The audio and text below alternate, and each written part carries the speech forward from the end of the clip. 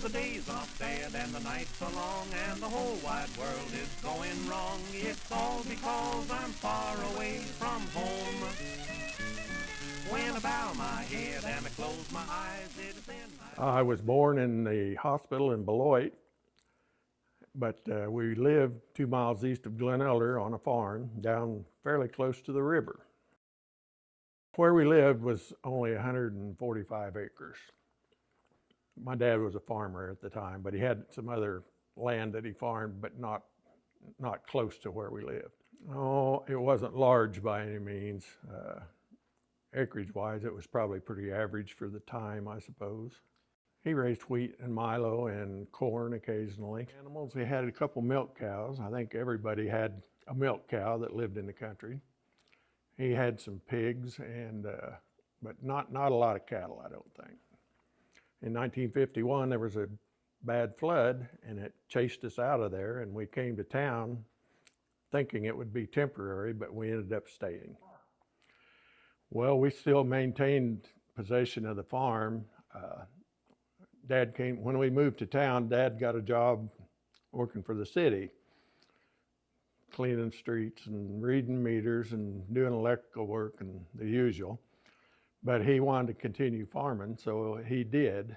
And my mother played a large part in the farming after we moved to town. She would go and work in the field very often when I was growing up.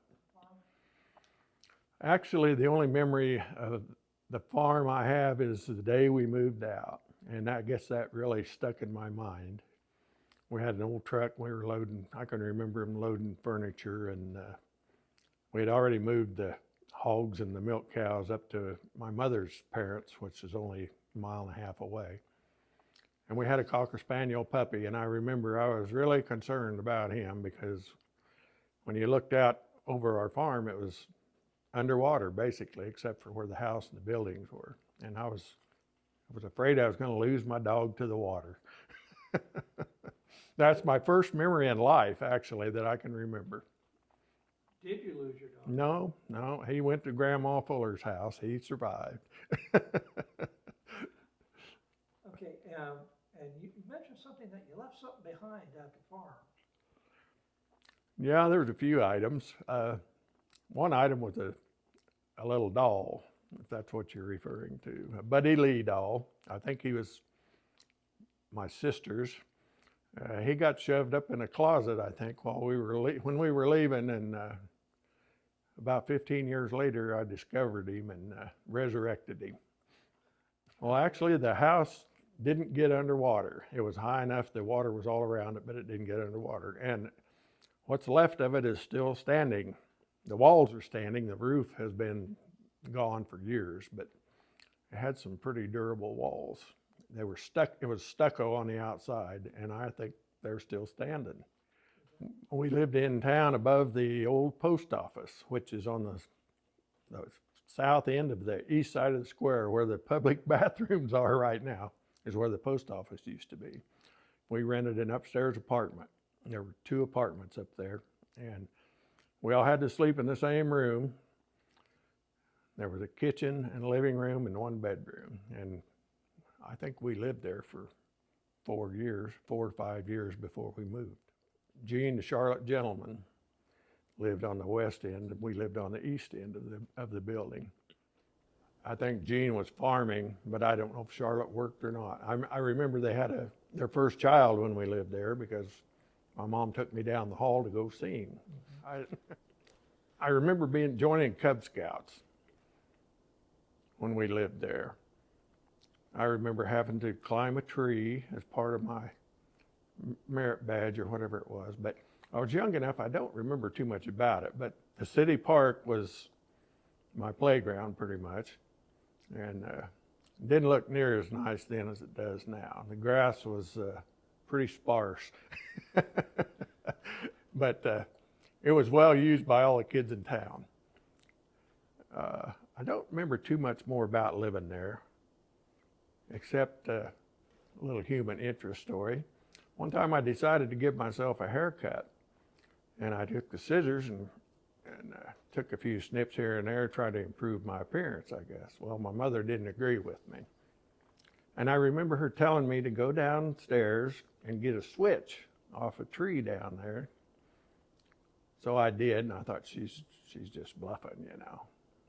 She wasn't bluffing. That's one thing I remember when I lived there.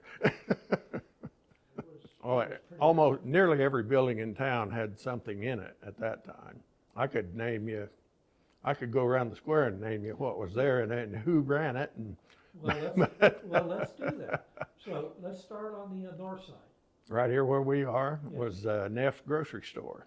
Wilson Jeanette Neff ran it. Okay. The next building west was Keener Variety Store. Al and Jesse Keener ran it. Then there was the Masonic building. No, it was Dean Hardware was west of the variety store. Everett Dean ran the hardware store. Then it was the Masonic building. And in the bottom of it was Millie Clover's dress shop.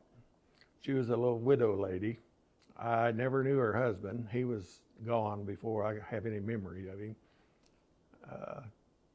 Beyond the dress shop was a dry cleaners, a little wooden frame building that had dry cleaners in it. Then there was a barber shop. Jake Pressler, he's the guy that gave me my first haircut, store-bought haircut. Now this is still all on the north side. Yeah, hard to believe.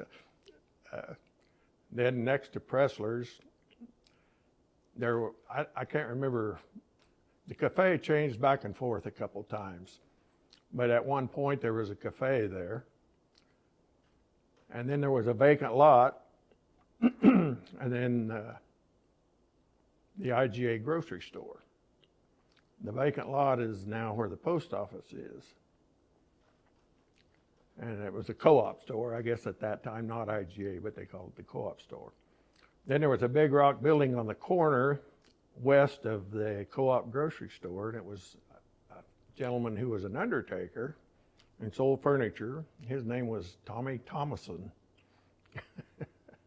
I remember one time he made a willow whistle for some of us little kids. He had us go get a willow stick, and I don't know now just how he did it, but he made us a whistle, and we thought that was pretty nice. On around the square on the west side at the north end was an old pool hall / beer joint ran by Guy Casey, and it had seen better days when I remember it, and it wasn't open too long after we moved to town, I don't think. It was where the bank is now on the west side. Then south of that was, this is one place where I can't remember exactly for sure, but at one time there was a men's clothing store there, and I remember when he went out of business because he was giving things away to little kids. Then there was Boehner's Electric. He was an electrician. He sold appliances, did house wiring and plumbing. Then there was the Rexall drugstore. Mary and John Terry ran the drugstore, and they had a marble soda fountain, the whole works. John used to make me nervous. He was a smoker, which most people were back then. A lot of people were. He would make you a soda, and he'd have a cigarette in his mouth, and he'd never take it out. And he'd be mixing ice cream and fizzing it up for you, and the ashes on that cigarette would get so long, they'd start going like that. And you just prayed that it didn't drop in your soda or your Coke he was making you, because he made fountain Cokes at that time. That's one thing I remember. As far as I know, he never had an accident, but it sure looked like he could. Then next to the drugstore was an empty building, when I remember it. But at one time they had a teen town in there, a place for teenagers to go and dance. And they put a jukebox in there. And I wasn't old enough to get in, so I had to stand outside and look in the windows to see what was happening in there. And I couldn't wait till I turned 13, but it was a ways away. South of the teen town was another empty building, that at one time had a little bowling alley in it. This was before my time. I mean, before we moved to town anyway. Dale Clover and his wife had a little bowling alley. Christine was his wife's name. She was a school teacher, ended up being my 3rd and 4th grade teacher. South of Teentown was this empty bowling alley that I was telling you. Then south of that was the locker plant, the meat processing place, ran by Ike Morris. I'm not sure what his real name was, but everybody called him Ike. And if you were willing to work, he would give you a job on weekends, helping clean up and carry out stuff and hanging hams in the smokehouse, stuff like that. But that place wasn't really a place I like to spend a lot of time, but we did work there. Ronnie Terry and I, who was one of my close buddies, we'd work there on Saturday sometime to get a little pocket money. Even south of that was a little wooden frame building. It was an insurance agency. Lois Lowell and her husband ran that. Her husband's name was, they called him Jiggs. I'm not sure what his name was, but called him Jiggs. They had an office there for a lot of years. They drove a Hudson Hornet. I remember their car. And they had an office there until we had a big fire. At one point, the locker plant caught on fire during the night and burned the locker plant out. I think the insurance agency was saved, but they ended up moving a locker plant, a building north to the vacant bowling alley building. So then we just had a burned out building in between the insurance office and the bowling alley building. But it was quite a fire. I'm surprised more stuff didn't burn up, because I had eyewitness account of it, because we lived a half a block away, and my dad's the one that saw the fire. What year was this? It was in the late 50s, I think. Probably 58 or 9, somewhere in there. That's a guess. We had another big fire too on the north side of the square, but it was when I was in high school. It happened the next day was going to be the last day of school. I remember that. I spent all night watching the fire. My dad found that one too. We lived on the south side at that time, and he'd get up, during the night, and I suppose he looked out the windows. And he discovered both of those, to my knowledge. Anyway, after the locker plant burned down, I think the insurance agency was still there for a while, but Lois and her husband were getting up there in age. And then south of their building was a building on the corner that was the old newspaper office. We had a town newspaper, if you can believe that. The Glen Elder Sentinel was the name of it. Perry Betts was the owner and publisher, I guess. He had another son named Perry Jr., which everybody in town now remembers Perry Jr. Going over to the south side of the square, their bank was on the corner on the west end. Was that the Glen Elder State Bank? Trader State Bank. Trader State? Yeah. Okay. I think at one time the newspaper office was a bank. It got robbed once even, but when I remember, it was the newspaper office.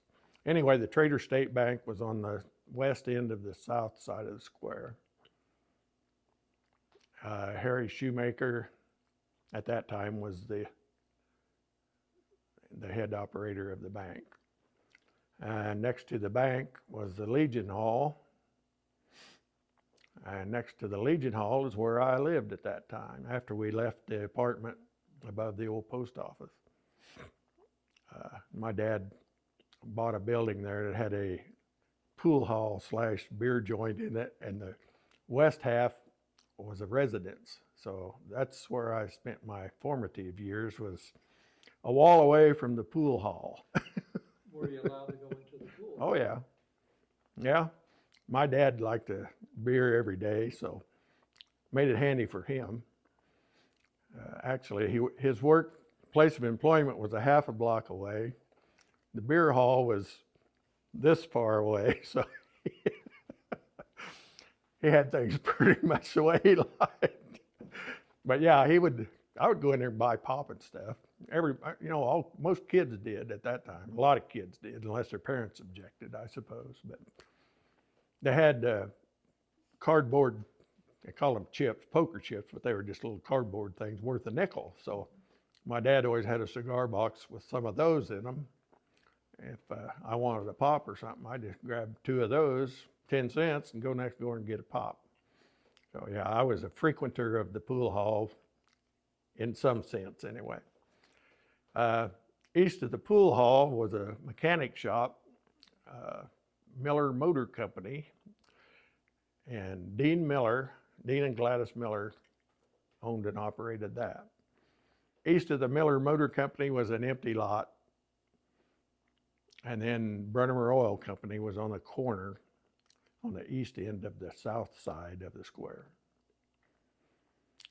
Across the street was a brick building, it's still there, and it had a cafe in it when we first moved to town. And then for some unknown reasons, it moved to the north side of the square, and that's where it was the last time that was in operation by the owner anyway. We had other cafes afterwards, but a man named Bob Porter owned the cafe when we first moved to town. I can remember he got a brand new 1955 Chevy Bel Air, red and white, 2-door hardtop car. First V8 Chevrolet made, I think. And he ran the restaurant right across the street, so we got a good look at his vehicle when we wanted to check it out. And there was apartments above that restaurant. In the building. In the same building. Up second floor was apartments, and a guy that I met, he was 3 years older than me, but we became best friends. And he lived on one side of the street, I lived on the other. We both lived up on the second story. Second story men. Then you go across to the east side of the square was the post office. And there was a little sliver of idle land in there. Then there was a motor, well, he sold cars and farm equipment. And it was Harmon Harrison and his father, called him Derby Harrison, father and son operation. They sold DeSoto cars and Alice Chalmers farm equipment. Carmen had a little girl that came up to the store quite a bit, and I got to know her. We were playmates up until, I don't know, till we moved, I guess, to the south side of the square, and I wasn't around her quite as much, but next to the implement building was an old shed that had parts in it for the implement business. And then north of that was a little building. It was called the Creamery, where the farmers brought in their cream and eggs and sold them. And when we first moved here, a man named Pratt operated it. And when he got old and died, I can't remember who took it over, but it was in operation quite a few years after we first moved to town. Then after you went north farther, you came to the Castle Station, which is still there. Ernie Norris built and operated the Castle Station. He was quite a gentleman. He went to war in 1917 or 18. He went to France. And he saw these European castles, and stuck in his mind, he kind of liked them, I guess. When he came home, he built this little gas station as a castle. And Dan Winkle owns it now. And Dan can tell you how well made it is and how heavy duty the construction is on it. I think it's in the National Historic Register. Ernie in his early years was a mechanic. He had a garage south of the bank on the west side of the street where he did automotive work. And when I was growing up, he had pretty much a museum in there. He liked to collect things. He had an old popcorn popper on wheels, you know, that they used to take to the movie theater and sell popcorn outside the theater. He had a wooden Indian, I remember. He had a player piano. He had a brick from the White House. The whole building was full of things he had collected, just odds and ends, you know. And when he finally had a sale, it lasted 3 days. That's how much stuff he accumulated. It drew people from all over. Hated to see him sell everything, but he had no children, had no family. And I think the sale actually occurred after he passed away, I'm pretty sure. That's the roundup of the square. We also had a shoe shop, which was on the corner east of where the swimming pool is now, that little building on the corner down there. Used to be Raising Shoe Shop. And where the swimming pool is, there was a big metal building. Wayne Barnett had a dirt work construction business, and that was kind of his headquarters, that kind of a metal shop in there as well. And the library at that time was diagonally across from the Raising Shoe store. There's a little house on the corner, so that's real close up to the sidewalk. That used to be the city library. And we also talked about the gas stations in town. At one point, we had 4 gas stations in Glen Elder. There was a little Standard station, I believe it was, out on the highway on the north end of town. Where the Bowles boys live there now. That used to be a gas station, that little rock building. Then Ernie Norris had a gas station. And the co-op station was, it was down the street across from the lumber yard. Okay. And of course, we did have a lumber yard. Had the co-op station, and then there was a Conoco station run by Cliff Brunnemer. So we had a lot of things back in those days. Because there were a lot more people around back in those days. Mary Lee was the depot agent's name when I was a kid. I actually went down there a couple times and bought a ticket to Beloit on the passenger train to go swimming. And then my mother or somebody else's mother would come and pick us up in the afternoon. Passenger train didn't run too many years after we moved to town, but it was still active when we first moved to town. On Saturday night in Glen Elder in the mid-50s, at 7 o'clock at night, sometimes you couldn't find a parking place around the square. That's hard to believe, but that's true. And I'm sure it was the same in a lot of other small towns during that time, you know. All the people from the country came to town on Saturday night. The stores stayed open late. Kids running everywhere. A far cry from how it is today. It was a great time to grow up here. I'm thankful that I grew up when I did. It's totally different now. When my dad hired on with the city, he eventually became the city marshal. So my dad was the town lawman. As far as knowing the people in town, when we first lived here, of course, we lived above the post office. In those days, everybody came to the post office to get their mail. They had no mailboxes in their front yard. So I learned pretty quickly who everybody in town was, you know.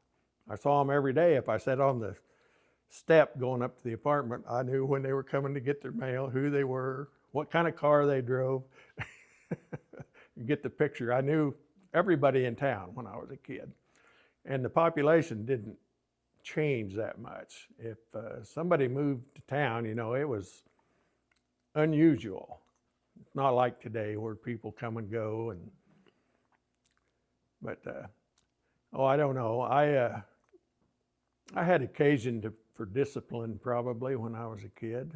Sometimes I got it. Sometimes it went unknown.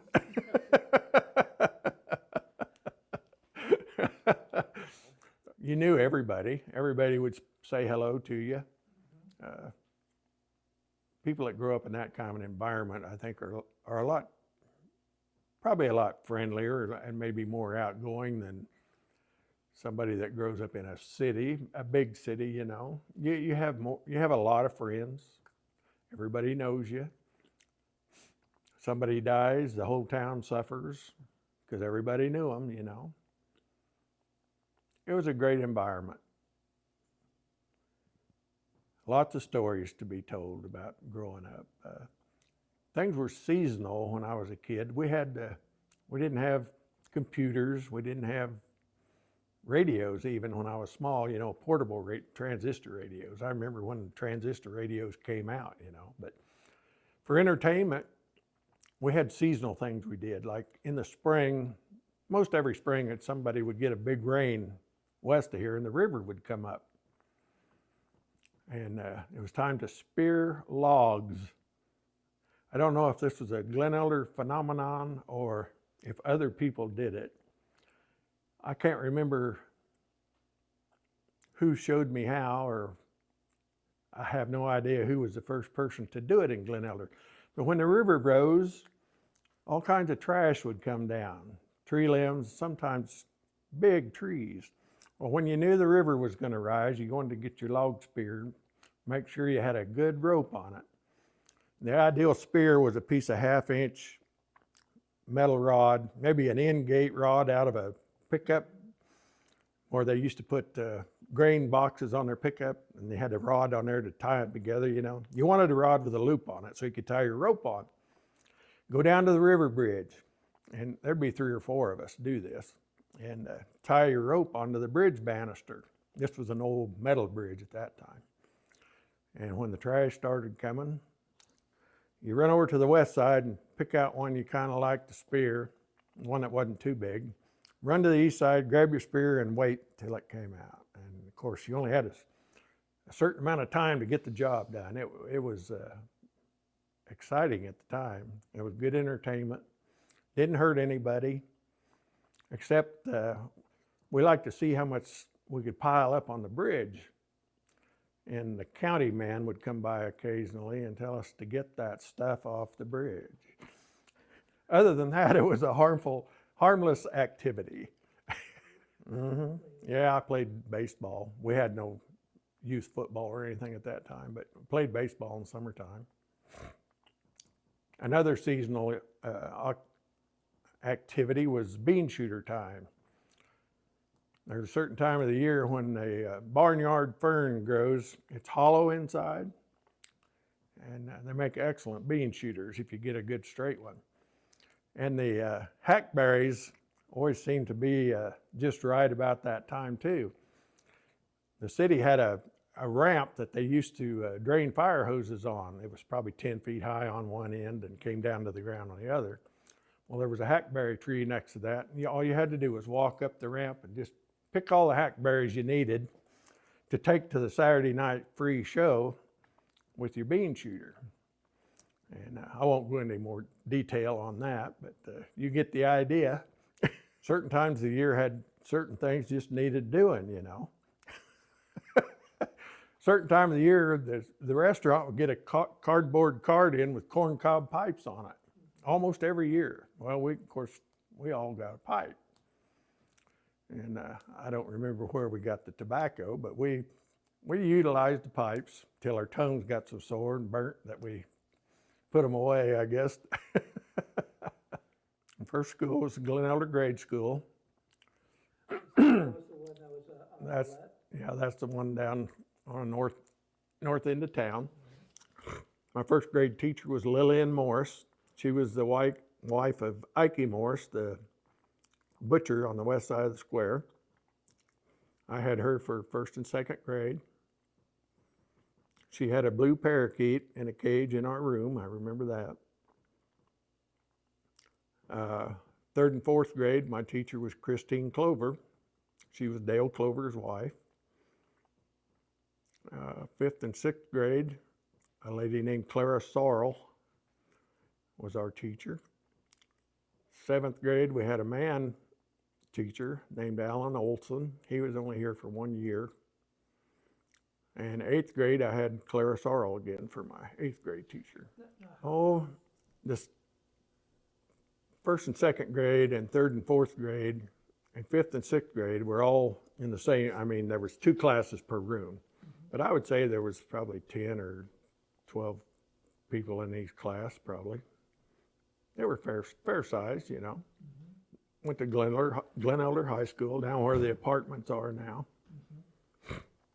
There was, I don't know, the classes there ranged from probably 10 to 16 or 18 in each class, something like that. Okay. When I graduated, there were 16 in my class, I think. That was fairly average for size, I think. I went out for all sports. I went out for, well, I guess when I was a sophomore, I didn't go out for football. But when I was a freshman, I went out for football, basketball, track. Sophomore, I didn't go out for football, but I did basketball. Went out for everything all 4 years except football that 1 year.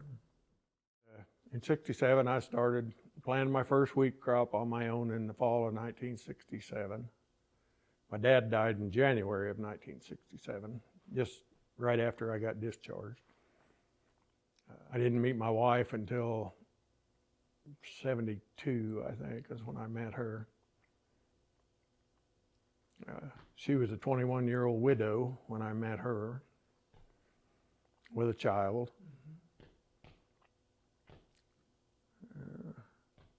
We got married in 1973 in September. I also worked for Paul Winkle out at Winkle Manufacturing, even before I was married. I farmed in the summertime, and then in the winter, I would go out there and work as a welder. And I did that for 12 years. Paul was a great guy to work for. Okay. He helped me out a lot after I lost my dad. There were several people that did, several adults. The Winkle family was good to me. When you worked there, you worked, but when you played too. You had a good time. We had some notorious Christmas parties when I first worked there.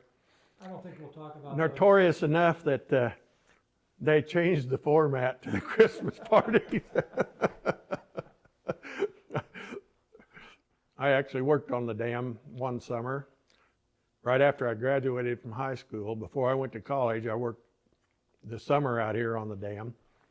I was 17, and another friend of mine was also 17. We got a job driving belly dumps that they filled with a drag line. We weren't old enough to be working there, really. I don't think OSHA would approve of that nowadays, but I think our dads knew the guy that was doing the hiring. Anyway, we got a job. We drove belly dumps for 3 months out there, hauling dirt from one place to another. Then I went to college. When I came back, I went to work again out there for a few months on the rebar crew, tying rebar on the spillway. That was one of my second jobs. Sometimes you make the right choice, sometimes you don't. Hopefully you make more right ones than wrong ones. When I quit farming was a choice that I made that didn't please my mom very much.